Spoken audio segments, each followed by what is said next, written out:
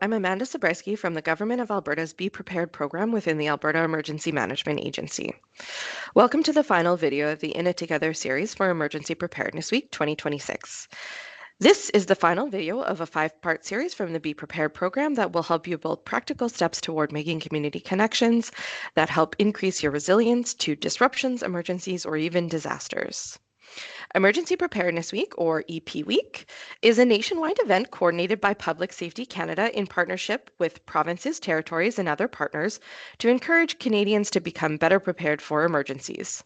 It is an annual event that takes place during the first full week of May. In 2026, EP Week runs from May 3rd to May 9th. This year, Alberta is presenting a new theme titled In It Together, centered around the important preparedness behavior of making community connections. Our goal with this video series is to encourage more Albertans to take simple, proactive steps to build and use community connections as a part of their emergency preparedness. We are in it together, before, during, and after emergencies. Making community connections is just one of the many preparedness behaviors that the Be Prepared program promotes. There are many different steps you can take to be prepared. We touch on these steps in other videos, but a main point we want to emphasize through this series and throughout our program is that preparedness is personal. It's an ongoing journey built upon over time that is influenced by our individual circumstances and needs. The Be Prepared program is here to help you learn different steps that you can take to be prepared wherever you're at in your preparedness journey that makes sense for you. We want to wrap up the In It Together series by exploring the role each of us play in emergency preparedness. The Blues family have been helping us learn about the steps to make community connections all week. This week, we learn the different steps to make community connections through the Be Prepared program. Together, we defined the different types of community that we, like the Blues, are a part of or want to be a part of. We identified everyday opportunities to make connections, learned about the skills, resources, and unique needs of their communities, and learned how community connections can be helpful during and after an emergency. Previously in the series, when an evacuation order affected the Blues, they worked together with community connections they had made throughout the year to stay safe and protected, and ultimately were more resilient when working together. We all have a role to play. Disruptions, emergencies, and disasters can affect individuals, households, workplaces, and daily lives. Emergency services are the first call for help, but depending on the severity of the situation, there could be delays in reaching your community. This means that you and those around you may be responsible for the initial emergency response. Individuals and households are encouraged to build self-reliance by preparing to meet their needs for a minimum of 72 hours to help achieve better outcomes during and after emergencies. While we can't control which hazards or emergencies might impact us, we have control over our own preparedness and our response during those initial moments.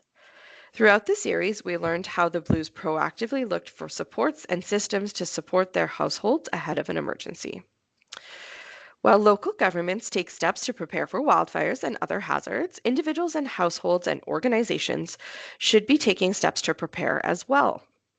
When community members are better prepared for disruption, it allows emergency responders to get the situation under control more quickly, helping those impacted get back to their lives and work sooner.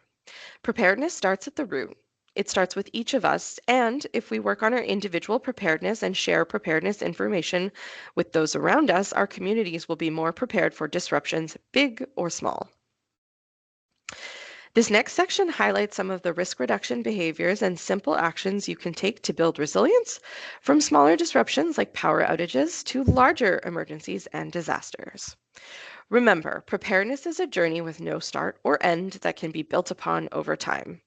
Each of these actions are broken down into smaller steps that you can adopt into your routine in a way that works for you.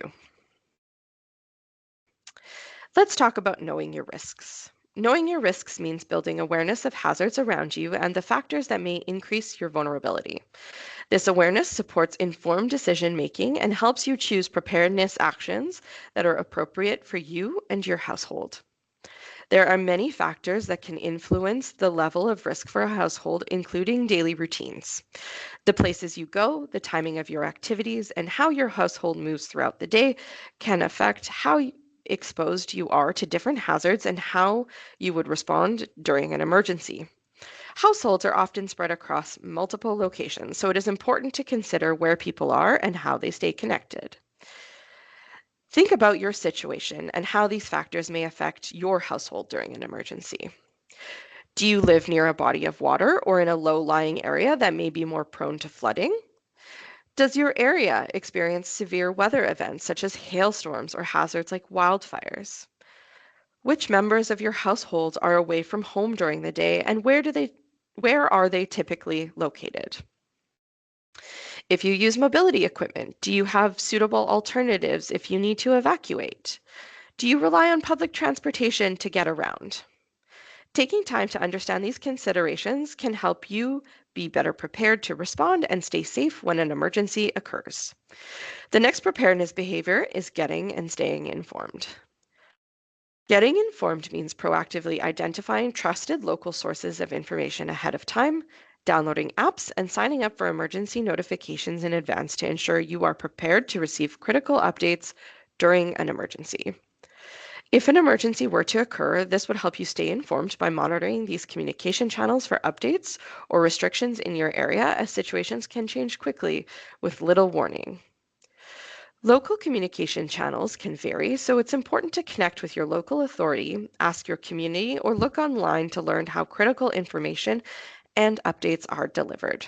The best sources of information in Alberta come from official government channels, which provide trusted real-time updates like 511 Alberta, the Alberta Emergency Alert app, Alberta Fire Bans, among others. Consider which of these apps would make sense for you to download based on your risks. Emergencies and disasters can happen with little warning and can disrupt access to everyday services like power, water, and communication systems. Preparing your emergency supplies in advance helps you stay safe, reduce stress, and ensure the needs of all your loved ones and everyone in your household, including pets, are met during a disruption. Your supplies should always reflect the unique needs of your household and include essential supplies to keep your household and pets safe for a minimum of 72 hours, but ideally a week or more. Emergencies can happen at any moment and last for a variable amount of time, during which access to supports and services you rely on may be limited or unavailable. Preparing your emergency supplies means preparing for many different situations, which include gathering supplies to shelter in place, both at home and at work, as well as building an emergency kit of essentials to grab and leave quickly in the event of an evacuation. Preparing your supplies doesn't mean you need to buy a bunch of new things right away. You can build on these supplies over time. You may already have items sitting around the house that get less use and may come in handy to help save costs on buying new supplies. Think about what you might have at home. Maybe there's an old backpack or duffel laying around that could work great as your emergency kit. Clothes or shoes that are in good condition but worn less, or some non-perishable snacks in the pantry that aren't being reached for. You could also start by making printed and digital copies of important documents and identification. For bigger ticket items for prevention and mitigation, keep your eyes open for details and use dollar stores and thrift stores to your advantage. In all cases, your emergency supplies should consider your unique needs and those of your loved ones. If you're pregnant, you may want to keep extra diapers or bottles of formula on hand. If you take certain medications, it's a good idea to keep extra copies of prescriptions. You should also think about items of sentimental value or for entertainment. Preparedness is personal, and your emergency supplies should reflect that.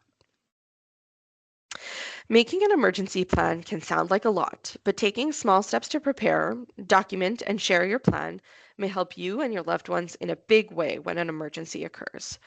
Just like every other preparedness behavior, this can be done by taking small steps over time. You could start with something simple, like starting a conversation with loved ones about how you might stay in touch during an emergency and identifying meeting places to reunite in town and out of town. Maybe this week you could start an emergency fund by putting some cash in a safe place, create pet contact cards and attach them to your pet's carrier or your mailbox, or picking a place in your home that would be appropriate for sheltering in place and making sure all household members know where it is and that pets are comfortable. Taking emergency preparedness steps at home, at school, and at work is our personal responsibility and helps our communities build resilience at all levels. When communities come together, they can form a support system where they share knowledge, skills, and abilities to prevent, mitigate, prepare for, respond to, and recover from everyday disruptions to emergencies and even disasters. That work starts with each of us. Think of your preparedness journey as a link in a chain.